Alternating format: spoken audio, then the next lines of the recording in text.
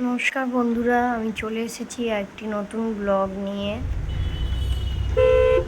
কালকে চলে গেছিলাম কলকাতায়, ছেলের ডাক্তার দেখানোর ছিল, আর আমারও ডাক্তার দেখানোর ছিল। আমার গাইনো ডাক্তার দেখাতে গেছিলাম, কিছু প্রবলেম ছিল। তো ছেলে যার আন্ডারে যেখানে যে নার্সিংহোমে হয়েছে কাকুরগাছিতে, সৃজনীতে গেছিলাম।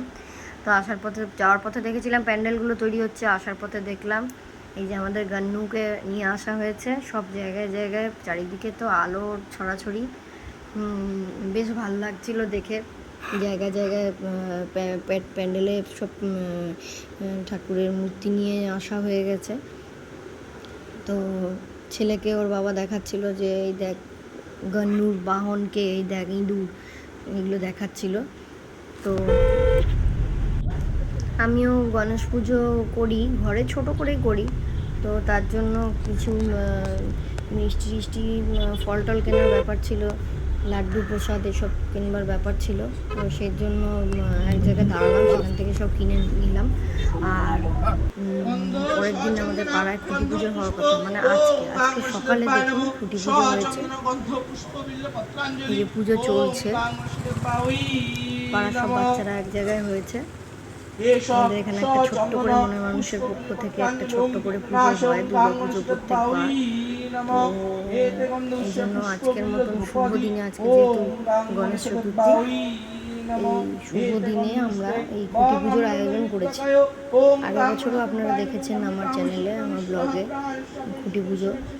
এবারেও আপনাদের জন্য রইল খুঁটি পুজো কিছু ছবি।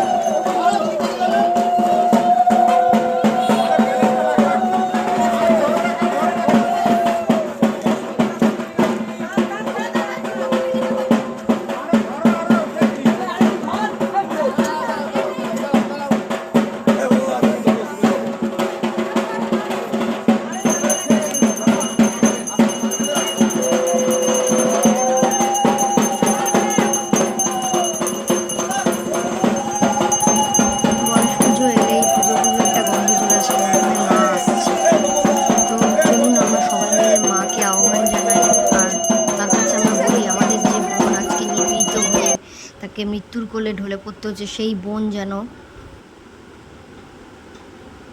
একটা বিচার পায়, যেন দোষীরা শাস্তি পায়, যার যেন যোগ্য বিচার হয়।